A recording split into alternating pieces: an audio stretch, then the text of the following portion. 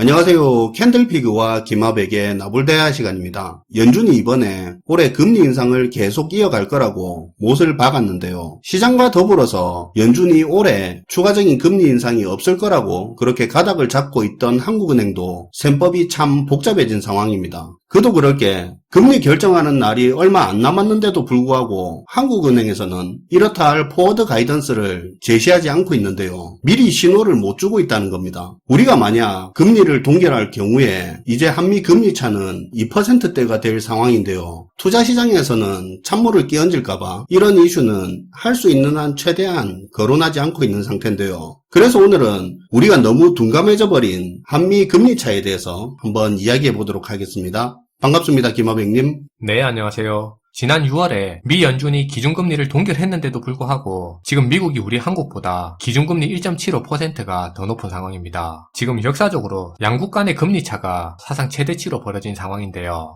그런데 이번 7월에 있을 FOMC 회의에서 26일에 예정돼 있는데 여기서 최근에 나오고 있는 미 연준 의장인 파월의 발언 내용을 보면 금리를 추가적으로 더 올릴 것이라 보고 있어요. 그리고 미 연준의 기준금리 인상을 예상하는 시카고 상업거래소의 전망치를 보더라도 이번에 기준금리를 올릴 게 거의 확실해 보이죠. 그럼 지금 상태로 간다면 이번 7월부터 한미 간의 금리 차가 2%로 그 격차가 더 벌어지게 되고요. 이번에도 한국이 금리를 동결할 경우에 그쵸. 그럴 경우 4번 연속으로 금리 동결이 되는 겁니다. 근데 이건 좀 다른 이야기이기는 한데 지난 2월 달에 그때만 해도 그래도 이제 금리를 좀 올려서 한미 금리 격차를 줄여야 되지 않겠냐는 그런 의견이 많았었는데 그때도 한국은행이 기준금리를 동결하면서 안개가 가득할 때는 차를 좀 세우고 안개가 거칠 때까지 좀 기다릴 필요가 있다고 그런 말을 했잖아요. 방금 말씀하신 안개 얘기가 워낙 유명하다 보니까 시청자분들도 다들 기억하실 거예요. 하여튼 그때가 2월 하순이었는데 지금 5개월 정도 지났잖아요. 언제까지 안개가 낀 겁니까? 거기다 6월 달에는 연준이 올해 금리를 추가로 올릴 거라는 거 확정 짓듯이 이야기까지 했는데 연준이 금리 방향 이 정도까지 이야기를 했으면 안개가 다 없어진 거 아닙니까? 그쵸. 이번에 한국은행이 하는 태도를 보면 아마 확인이 되겠죠. 정말 안개가 껴서 차를 멈춘 건지 아니면 사실은 자동차가 퍼진 건데 안개 핑계를 댄 건지 이번에 확인이 될 겁니다. 어쨌든 미 연준이 금리 인상 의지를 확실히 드러낸 만큼 이제 안개 얘기는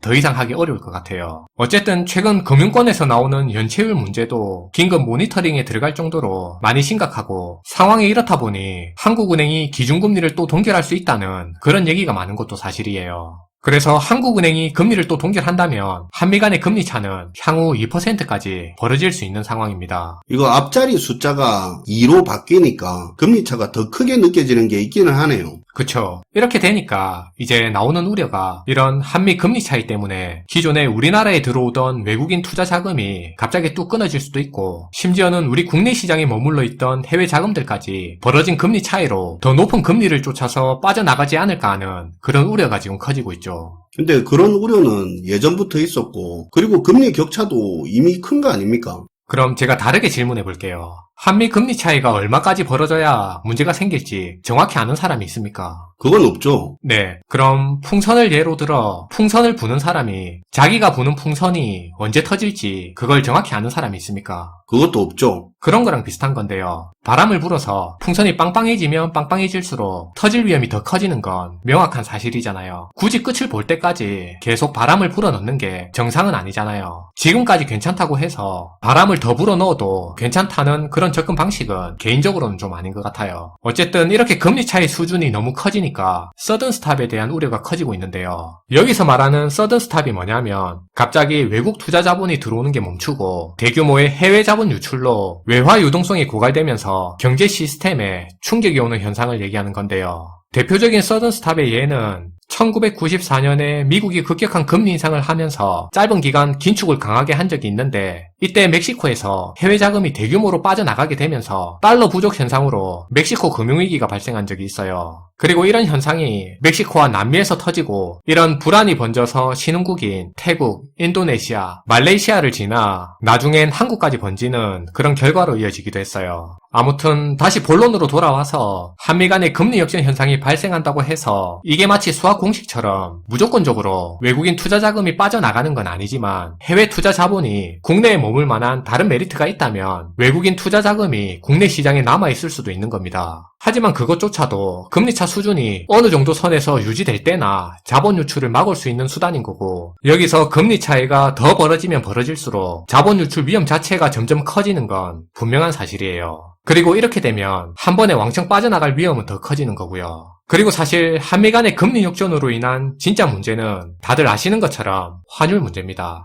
사실 지금 환율이 자율적인 시장 거래로만 유지되는 게 아니라 환율 방어에 엄청난 자금이 동원되고 있고, 지난번처럼 국민연금하고 통화수합도 하는 등 시장 개입으로 쓸 수 있는 수단이라는 수단은 총동원하면서 현재 환율을 유지하고 있는 상황입니다. 할 수 있는 모든 조치를 다 동원해서 유지하고 있는 환율이 현재 환율인 거죠. 네. 그렇다고 이게 무조건 잘못됐다는 건 아니에요. 개입을 해서 환율을 안정적으로 유지하는 게 외환당국의 일이기도 하니까요. 다만 이걸 당연시 여기고 개입을 한다고 해서 문제없이 계속 방어가 될 거라고 생각해서는 안 된다는 거죠. 그리고 여기에 더해서 다른 문제가 또 있는 게, 지금 보면 잠시 주춤해지긴 했지만 최근에 달러 흐름 자체가 달러 가치가 떨어지는 달러 약세인데도 불구하고 우리 원화 가치도 떨어지는 문제가 발생하고 있어요. 위안화도 현재 비슷한 상황이고요. 무슨 말인지 모르겠는데 달러 가치가 떨어지면 우리 원화 가치는 반대로 올라야 되는 거 아닙니까? 그쵸. 이게 좀 헷갈리게 들릴 수 있는데요. 달러가 과거처럼 금 1온스에 35달러 이렇게 딱 가치가 고정되어 있는 게 아니잖아요. 그렇죠. 달러 가치는 계속 변하고 있습니다. 그런데 그동안 미 연준이 기준금리를 계속 올리는데도 불구하고 보통 이렇게 금리를 올리면 달러 가치는 올라야 하는데요. 그런데 미 연준이 이렇게 금리를 올리는 거에 비해서 최근 달러 가치는 안 오르고 있죠. 오히려 큰 흐름에서 보면 지난 6, 7개월 동안 계속 떨어지고 있어요. 그렇다면 여기서 이제 달러와 원화의 가치를 비교했을 때 원화의 가치는 상대적으로 높아야 할 거 아닙니까? 달러 가치가 떨어지면 원화 가치는 오른다 생각하겠죠. 그쵸. 근데 그건 우리 원화 가치가 잘 유지되고 있을 때 이야기고요. 다시 정리하면 미 연준의 지속적인 금리 인상에도 불구하고 큰 흐름에서 달러 가치가 계속 떨어지고 있는 상황인데, 이런 상황에서 우리 원달러 환율이 1,300원대로 높은 수준을 유지하고 있다는 거고요. 우리 원화 가치가 낮다는 겁니다. 그리고 이조차도 사실은 외환당국이 시장 개입까지 해서 유지하고 있다는 건데요. 달러 가치 하락에 비해 원화 가치 하락이 더 심하다는 얘기가 될 수 있는 거예요. 그런 상황인데 한국은 기준금리를 계속 동결하고 있고. 그쵸. 그러니까 지금 달러 가치가 약세인 상황에서도 미국 달러가 우리 원화한테는 지속적으로 강한 모습을 보이고 있는 흐름인데, 이게 향후에 미 연준의 추가적인 금리 인상과 통화 긴축으로 만약에 달러 가치가 본격적으로 상승하게 되면 우리 원화한테 얼마나 더 강한 흐름을 보일지 그걸 가늠하기 어렵다는 거죠. 그 부분이 또 우리 환율에 영향을 미칠 수 있다는 거고요. 그리고 최근에 일부 전문가들 사이에선 지금 벌어진 한미 금리 차이를 가지고 이런 얘기도 나오고 있습니다.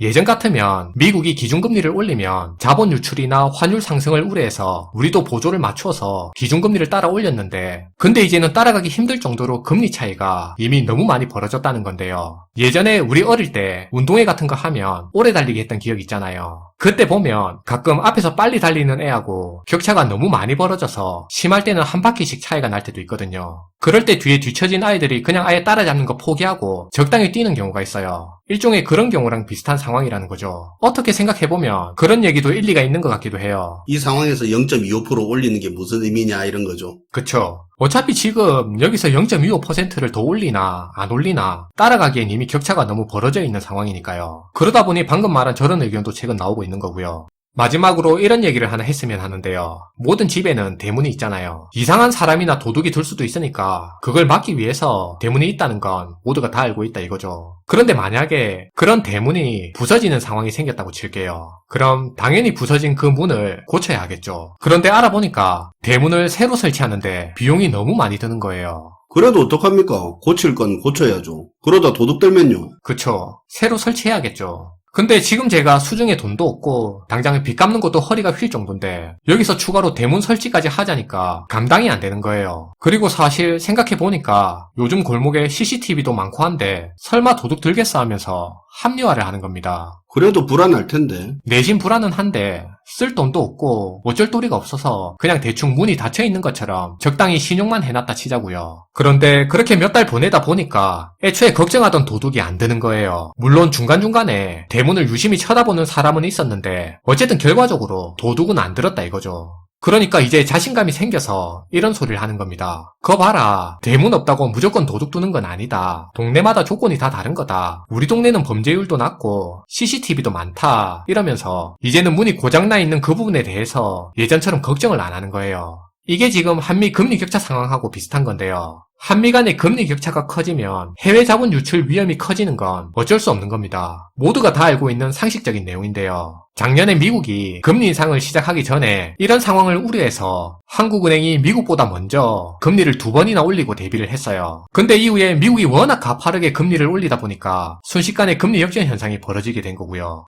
대문이 고장난 거네요. 그쵸. 단단히 고장이 난 거죠. 가계부채와 기업부채가 늘어난 규모와 그 상황 자체가 너무 안 좋은 겁니다. 이런 상황에서 미국 따라 금리 올리다가는 그 전에 연체급증으로 부채 문제 터질까봐 기준금리를 더 올릴 수가 없는 거죠. 대문 고칠 형편이 안 된다는 겁니다. 어쩔 수 없이 미국 금리 따라가는 거 포기하고 우리는 미국하고 돌아가는 경제 상황이나 환경 자체가 다르다고 하면서 그렇게 금리 역전된 상황으로 근 1년을 보내왔던 겁니다. 그 과정에서 중간중간에 환율이 치고 오르면 그때마다 외환보유고에 국민연금까지 동원해 가면서 급한 불은 꺼왔던 거고요. 그러다 보니까 이젠 자신감이 생겼는지 거 봐라. 한미 금리 격차 난다고 해서 해외 자본 유출되는 거 아니다. 확인됐지 않았냐. 이젠 과거한 경제 환경이 다르다고 하면서 경제 전문가라는 사람들마저도 공공연히 한미 금리 격차가 커지는 걸 대수롭지 않다는 식으로 이야기하고 있다는 겁니다. 많은 사람들도 이 말에 동조를 하고 있고. 네. 그리고 사실 지금 언론 기사에서 이런 한미 금리 격차 문제 다루지도 않고 있고요. 어차피 이렇게 말해봐야 매사 부정적으로 이야기한다고 말하는 분들 많은 거 알지만 지금 보면 기본을 거스른 채 자기 합리화시킨 논리와 그런 정보들이 넘쳐나고 있는 건 사실인데 근데 그런 정보들이 우리 눈과 귀를 가리고 있다는 것도 한 번쯤은 되새길 필요가 있을 것 같습니다. 네, 오늘도 잘 들었습니다. 김하백님. 네, 감사합니다. 대문 이야기 재밌네요. 그동안 문 열려 있었는데 도둑 한 번 안 들어왔다. 대문이 있으면 좋겠지만 CCTV도 많고 범죄율도 낮은데 대문이 열렸다고 꼭 도둑 드는 게 아니다라는 이런 논리와 지금까지 금리 격차 이렇게 커져도 그렇게 걱정하던 대규모 자본 유출이 없었지 않냐. 경제 구조가 많이 변했다. 항상 한국의 금리가 미국보다 높아야 한다는 그런 고정관념에서 빠져나와야 한다는 말이 앞에서 말한 것과 둘이 참 닮은 것 같은데요. 모두가 부정적인 현실을 외면하고 싶은 상황에서 요행에 기반한 사실을 마치 진리인 것 마냥 포장한 정보들이 너무 많은데 이럴 때일수록 기본에 충실한 사고가 더 필요할 것 같습니다. 시청해주셔서 감사하고요. 지금까지 나불대화 시간이었습니다.